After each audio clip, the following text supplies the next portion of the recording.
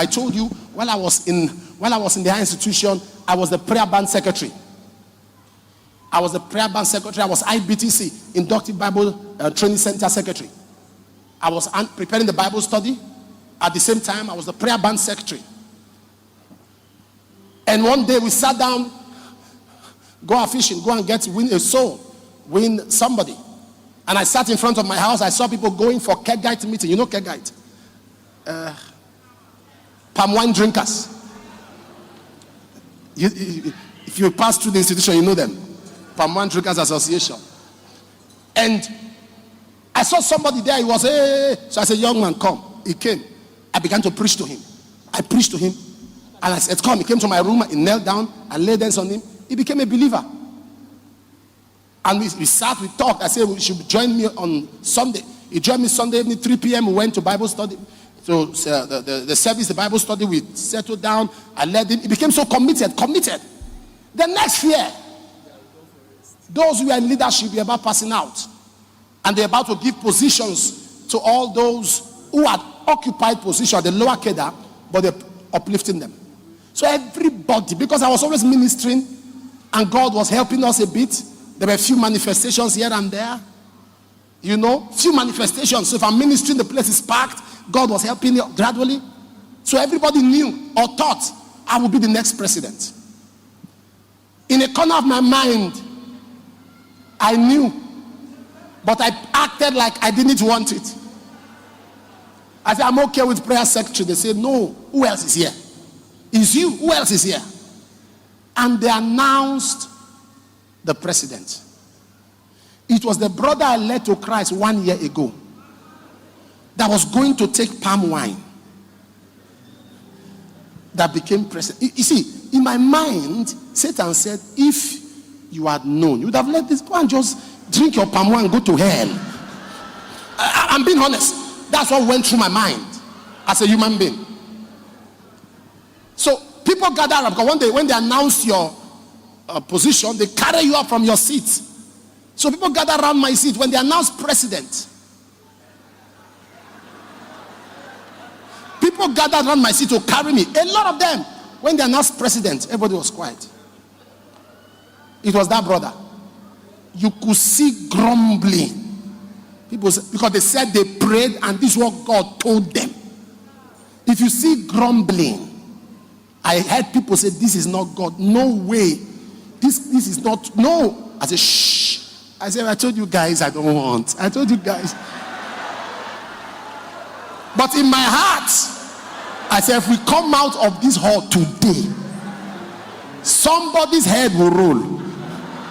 I will drop this thing for them. I'm not. So they said, okay, maybe they want you to be the vice and the rest. They were telling me, I said, I don't want vice. They announced the vice. It was another sister. That sister, to me, if we had to give an award, is the most troublesome sister. She's very brief, very summarized. But very loud-mouthed. She was vice. Everybody was quiet. They mentioned prayer band. The prayer band I was managing. Prayer band leader was managing. They took it again. They gave somebody. At least leave that one for me, even if you hate me so much. They gave somebody. They now said that they prayed and the Lord told them that the prayer band and the IBTC should not be together. The Inductive Bible Training Center, the person that prepares the write-up, the bulletin for the Bible study. I was handling the two. They took that one again. They gave somebody. Finally, they now called head usher. They gave me. I started looking. What did I do to warrant head usher? So they gave me usher. What? Thank you. Whether it's because during message I used to stand a lot, I don't know. And they gave that to me. And guess what? When they called all of us to kneel down to pray, I knelt down with one knee. Because in my heart I was like, what is this? I got home, my room was filled with brethren. They were angry. Some say, well, I'm gone. No, I'm switching fellowship. This one say, I'm not going again. This one say, this leadership, no way. That boy, That boy, when did he repent? He cannot be my president. He cannot be my president. Never. They say, Brother Johnson, Alpha, are you still going there? I say, I will go. You are going where? No. I was there. I was head usher. We delegate people here to stand. At the end, submit attendance to this brother who was on his way to drink palm wine. I did all that. We got out of school. Some years later, I was preaching, invited to preach in Lagos. So they came and received me with convoy of cars, received me with security. But as I entered the car, somebody called me a name that they used to call me only in school. You know, there's a way you speak in tongues, they name you after that tongues. Yeah. They did that in our school. So he called me, that in my turn. Behold, it was my former president in campus. In this church I was invited to preach. He was now the chief protocol. And he came to receive me. He had added so much weight. His stomach had come out. He had looked big. So I said, wait, Presido. He said, yes, sir.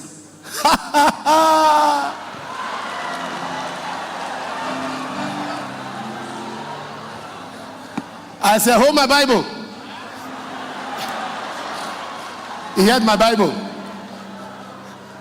He said, thank you, Apostle. He had my Bible and he was following me everywhere. I will drop my handkerchief on the floor, he will pick it. I will throw it on the floor, he will pick it.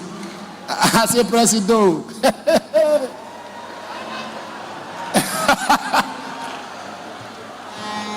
I was preaching on the altar. I would drop things, he would pick them. I would drop it. So I noticed the people were looking somehow. I said, you people leave us. Focus on my preaching and leave whatever I'm doing. He understand, I understand. He will pick it up, he will smile, he will give it to me. I will tap it and say, bless you, boy, bless you. The second day I told them the story. I said, serve God, follow God. I told them the story. I said, this thing I'm doing now to him, he was doing it to me in campus. I led him to the Lord. I gave him mic. He said, it's true. I laid hands on him. He said, it's true. He became a leader. One day he insulted me. I wanted to remind him that I led you to Christ. In the midst of others, other ESCO, he abused me. Ushers were misbehaving. He insulted. I was just looking at his mouth. I was saying in my mind, palmy mouth.